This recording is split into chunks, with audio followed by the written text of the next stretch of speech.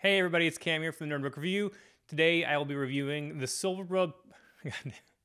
Hey everybody, it's Cam here from the Nerd Book Review. Today I will be reviewing the Silverblood... Good God, I can't say the word. Silverblood.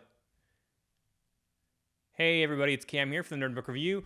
Today I will be reviewing the Silverblood Promise by James Logan. And yes, it did for some reason take me 3 tries to say the word Silverblood. Not quite sure why. Silverblood Promise does not actually come out until May of this year, 2024, but it has had a ton of hype. Patrick Leo, for example, did his review of this book way back in November, and a whole bunch of people have done reviews. So mine coming out here in mid-February is not anywhere near on the early side of things as far as reviews for this book go. I would probably classify it as like an adventure fantasy. It is set in a secondary world with a little bit of magic and that whole lost civilization trope that I have mentioned before that I really like. And the lost civilization wasn't human. I'm not quite sure what they are even after reading the book, but they were more advanced and, you know, special.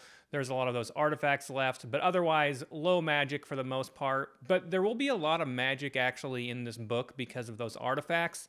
So more of a low magic world, but we're going to deal with what I would consider a satisfying amount of magic as far as this book goes. As I've said that I'm going to start doing with my book reviews, up above you should be able to see the point where where my thoughts, the bad, the good, and the final thoughts start. If you choose to skip over this stuff, I'm going to read the book blurb, and then I'll get into talking about the world and the characters and all that stuff.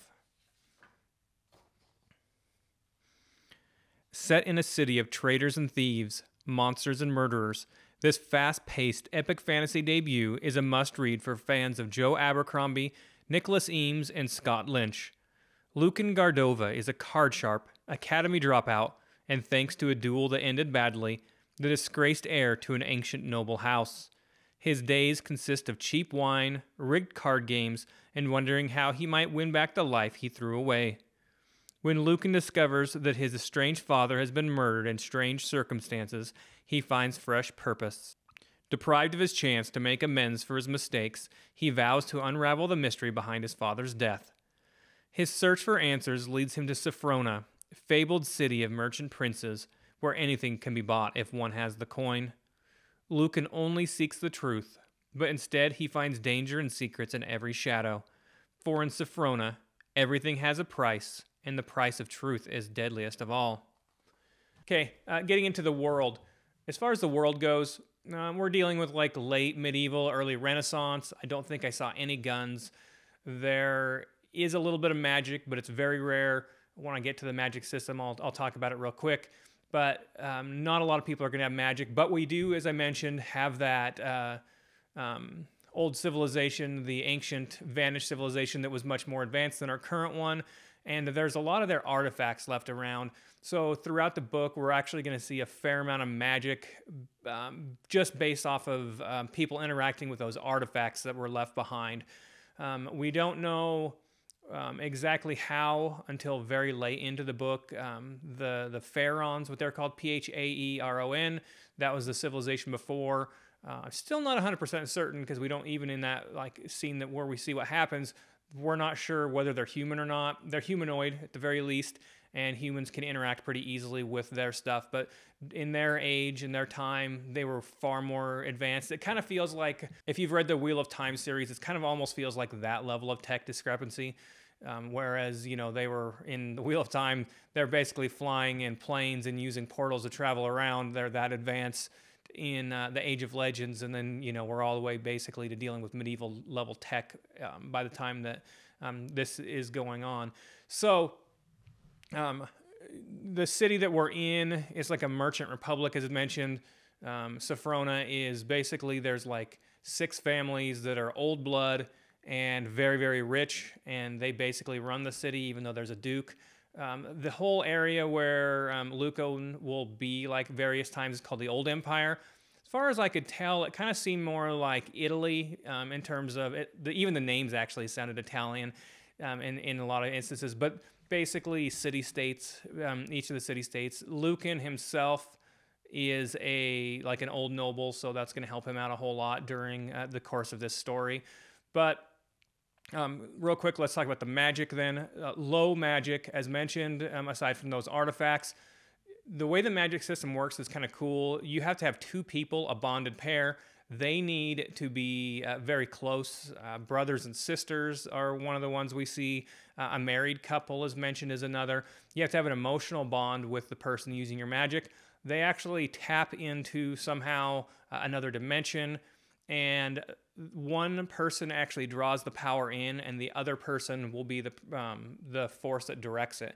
So you need two people. If one person, even though they can draw it out, they don't have the ability to push the magic out. I can't remember exactly how big Sophrona is, but if we're gonna consider it a good-sized late Renaissance type of a town, 100,000 people is probably a fairly decent number, maybe more. But only 6 pairs, so 12 total people in the entire city. So very, very rare to be able to use that. Like I said, most of the magic seems to be done as a result of those magical artifacts that are left over. As far as characters go, Lucan is the only point of view character until very late into the book. And then an 11-year-old girl named Flea. She's around 11 anyway. She's not sure of her exact age, but she was a street urchin. She'll have a point of view chapter later on. And then another character who I'm not going to mention will also have a point of view chapter, and I think she's going to play a bigger role in book 2. Now, Lucan, as mentioned, he is a noble who was disgraced. He fought a duel. The duel wasn't his fault. The other person challenged him to a duel, but he should have turned it down because the other person was far richer and from a more important noble family than his own. And also, after he won, whether it was an accident or not, he ended up killing the guy in the duel. Everyone agrees that it's the other person's fault, but Lucan, being from the not as important or rich noble family, it still gets expelled from school. Dueling was legal, but still, you gotta worry about who you kill. If the other person that had dueled him had been the one that killed Lucan instead, then he probably would have gotten off relatively scot-free. Lucan does come from a poor family, but his family is one of like the founding families of the city that he's from. So still a big deal, even though he is poor. It still gets invited to all the parties and stuff because bloodlines seem to really matter to the nobility and those rich people with both of these city-states. So after this poor outcome in the duel, even though he won, he's been off for 7 years, basically in the hinterlands doing his own thing. So his family steward finds Lucan off in that hinterlands town and tells him his father's been murdered. She shows him a letter. That letter was written by his father in his own blood as he was dying. It's got 3 things written on it: Lucan, Sophrona, and of course I can never remember the third one, Zandrusa. So the first one obviously is Lucan's name. The second one is Sophrona. And that third one, Zandrusa, we don't know what that is at the beginning. Lucan doesn't know if it's a person, a place. It could be a tavern for all they know. But he swears a Silverblood Promise. That's where we get the name. He cuts his hand with a silver blade and promises that he'll figure out who murdered his father. So the steward gets him a ship to the city of Sophrona. When he gets there, he realizes this place is huge. I really like the description of the city. It really feels alive. There's the different quarters, the different places. Right when you go in, you can see like there's the bones of this giant, old creature. There are a few weird creatures that we'll see in the book as well. But for the most part, we're dealing with like normal horses, that kind of stuff, as opposed to fully made up, which is something that I've actually seen a surprising amount recently. But from here on out, though, Lucan will end up finding himself in a crazy plot that suddenly we get a story that starts to become a lot like Lies of Loch Lamora from Scott Lynch. That's where we get that in the in the description. I don't know, maybe the Nick Eames stuff is more, I guess, the humor, but I didn't feel like it was quite that style. And then the Joe Abercrombie, I'm not quite sure where I'm getting that from, but I'm also not a huge Joe Abercrombie guy, so maybe some of the other books that I haven't read would that would work more on. I really felt the Lies of Loch Lamora part of it more. But the only thing is Lucan he's not like super clever genius like Loch Lamora is. And so he's going to have, go about things a little bit different way. But basically, I think that's a good spot to stop on talking about the plot, that once he gets to the city of Sophrona, that's where the real story unfolds. And we're going to start to see him involved in more than just figuring out what happened to his father. Now, it is tied in together, so he has to, to do what he's got to do if he's going to try to fulfill that promise. But definitely get into like a much wider conspiracy from there on out. As far as the main characters and the important people, as I mentioned, 98% of this book is done from Lucan's point of view. As mentioned, he's a noble. He's 25, I think, when the series starts. The other point of view character that I'll name is Flea. She's like 11 or 12 years old. Right off the bat, when Lucan lands in Sophrona, she tries to pickpocket him. He catches her, and then he ends up using her as a guide throughout the city. He tells her, that you'll keep paying her so she doesn't need to pickpocket him and keep her safe at the same time. It is a really good relationship, I will say. I think that that was done really well. And Flea, she's really intelligent. She's way smarter than Lucan is in terms of, figuring things out. And she's pretty observant, obviously surviving as an orphan on the streets of a medieval / late Renaissance, or, surviving on the streets of a early Renaissance era city as an orphan and as a girl, then you're going to have to, be pretty resourceful and smart. Good character. The third person who will be a point of view character I am not going to talk about, but it'll be much later in the story before that happens. It's like 80 or 90% before there's one of those scenes. So mostly Lucan, he's the most important character, and Flea, even though most of the time we're seeing her through Lucan's eyes, she's still like the second most important character within the story. I think that's a pretty good, way to go there. Let's go ahead and get into my bad, the good, and my final thoughts. Now, in terms of the bad, the thing that I think that bugged me the most in this story is Lucan himself. Now, for the most part, I liked Lucan, but he gets away with a lot of things occasionally that I don't know that I feel like he should have gotten away with. Whereas I mentioned how Robin Hobb with Fitz, we know that he's going to live throughout the whole thing.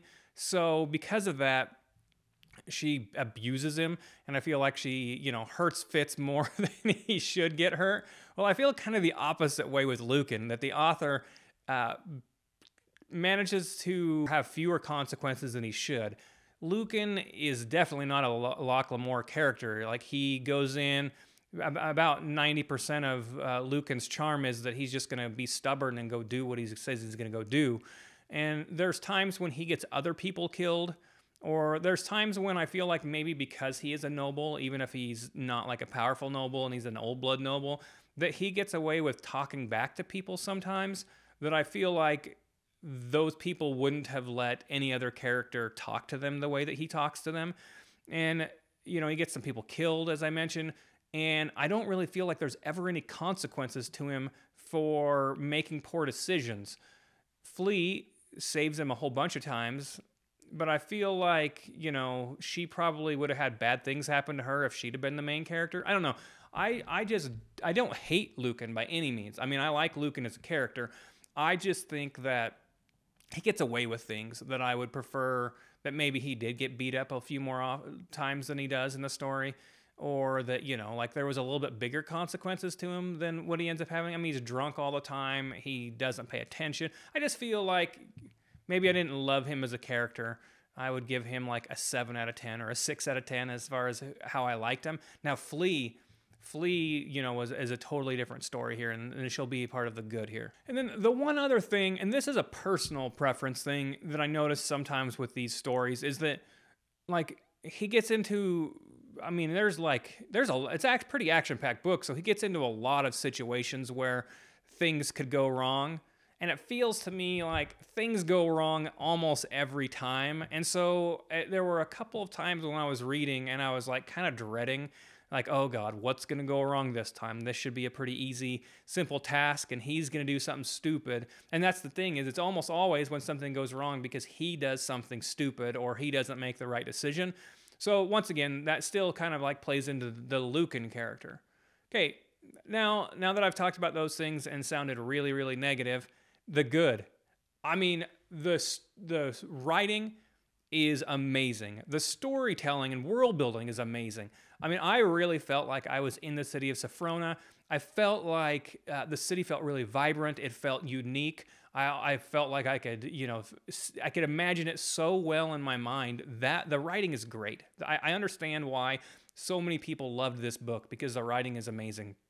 Also, the secondary characters were done really well. Flea is awesome. She is just a wonderful secondary character. She's, like I said, 11 or 12. Lucan's 25. I would say that's certainly more like an older brother, maybe indulgent uncle relationship, as opposed to like a father-daughter kind of thing. Certainly no, creepiness going on that I mentioned in my least favorite tropes thing. There's never any hint of that, so that's great. And I don't know that Lucan ever really... He feels like a couple times when he puts her in danger, like he would feel bad, but I still don't know that he really would. I think he'd go on with his life. But Fleas is an awesome character. She's so resourceful. She saves his life multiple times. She always sees what's going on. Like I said, she's a street urchin and she's managed to make it this long, so she's doing really well. But I just thought she was an awesome character. I really, really loved, her and everything that was involved.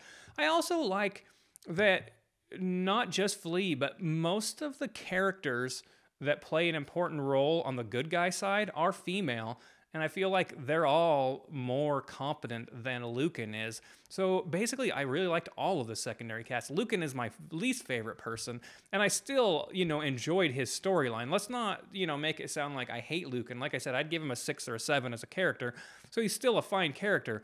I just didn't, I didn't love him maybe the same way that like I loved like Locke Lamore in since that's what even the book blurb itself is referencing. I thought that, Locke Lamore was way more competent than Lucan is, and Lucan's almost all the bad things it seems like happened to him is because he did it to himself, right? But all in all, just amazing storytelling. This one, I understand why this is so many people's most anticipated book of the year. And I think I forgot to mention that at the beginning, but this was mine. I'd heard so many good things from so many people. Nick Borelli from Out of the World, book reviews. As I mentioned, Patrick Leo. There's just a whole bunch of them. I mean, there's probably like 5 or 10 like big name people who have already put out reviews of this, and they've all loved it. And I understand that. I thought that it was pretty great too. Now, my final thoughts. Do I think that this one's going to go on my Book of the Year awards? I think it's just barely going to miss it because of me not loving Lucan as a character as much. Like I said, I kind of felt like maybe if more bad things had happened to him, like he'd gotten beaten up a time or two more, or he didn't get so many people killed. And one thing, some of the characters, even though they were really minor, maybe they were only in the book for like 20 or 30 pages, James Logan does such a great job of like writing every character that I really felt bad when he got a couple of people killed, And it's just one of those things where you're like, God, like, why are you such a jerk? And I kind of feel like, and this is part of, I think what James Logan did on purpose is that, like, because Lucan is a noble, even if he's a disgraced noble, he's always got a little bit of a sense of entitlement. And so I don't necessarily know if we're supposed to love Lucan as a character always. Maybe we're supposed to think he's, that he's cool for the most part, and like I bet he'd be real fun to drink with. But sometimes, like if Flea was the main character, and if in book 2 she's like 5 years older than this, and suddenly she's running things, like I feel like she would be better. I think Lucan is better off if he's doesn't have to be the character who is the brains for sure.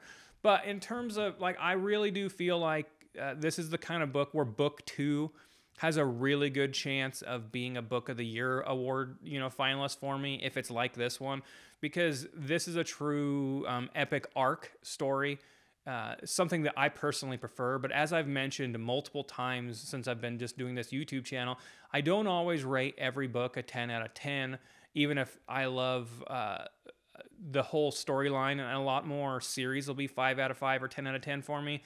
And that first book has to spend some time because it was just a little bit slow in the first, like, say 15-20% as, they're journeying, or Lucan, we're learning about the world and stuff like that. And that's going to happen in a book that's going to be part of a big, huge story arc. Tons of action. This book, once you get past that little bit of a lull to start off with, there are a bunch of action scenes, and the book, once I, got started, once I really finally got into it, it was hard to put down. I was reading it, late. I just really enjoyed the book all in all, but I think that we're going to go with a 9 out of 10 on this, and that's mostly just because I didn't love Lucan as a character, and sometimes I was like, oh God, what's he gonna do stupid this time, right? Like, and every time I was like, oh, he's gonna screw it up somehow, and occasionally I have a little bit of trepidation in doing that. But a 9 out of 10 still. Obviously, this book has a ton of potential. The writing style and the writing skill is amazing. Certainly no me feeling like that, this one needed another round of edits or needed a little bit more time. This book, as far as storytelling goes, is just amazing. I loved, every page of it, except for the 10 or 15 pages where I was worrying what stupid thing Lucan was going to do and how he was going to get out of it. But great story. 9 out of 10. I think it's just going to miss my book of the year list, but it is good enough to get that 5 out of 5 on Goodreads and Amazon. Obviously, Amazon has a little bit of time before I can actually review it, but I definitely will do so. This one is not an indie novel, but, I don't always just only read indie novels, and absolutely recommend getting this one, especially if you are a fan of The Lies of Locklemoor and Scott Lynch. I think that this is going to be that kind of a succession to it, with just, not quite as clever of a main character. But I think that the group that he picks up towards the end of the book, I'm a big fan of them, and I think I like them better. And so I'm really hopeful that, moving forward, the story is going to be awesome. And like I said, I really feel like I'm going to love book 2. And I mean, a 9 out of 10, obviously I was a big fan of this book too, and I kind of feel like I've almost sounded a little bit negative, and I think that I feel a little bit bad about, and almost sound negative simply because I've heard so much hype for this book, and this book has had so many people.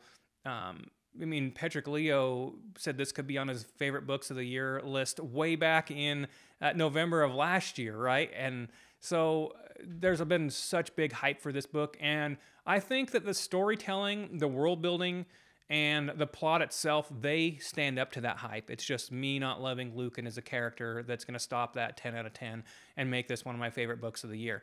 But it's close, and I really think that book 2 has a real solid shot when it finally comes out. Obviously, if this book's not even coming out till May, probably next year, 2025, I'm going to absolutely hope that I'm on that ARC list for that. Oh yeah, obviously I should mention that if I've got this book, and I've had it since like October, I got an early ARC that was provided by the publisher. So I think that this is a well worth reading and well worth the hype. All right, thanks everyone. Hope you have a great day. Bye.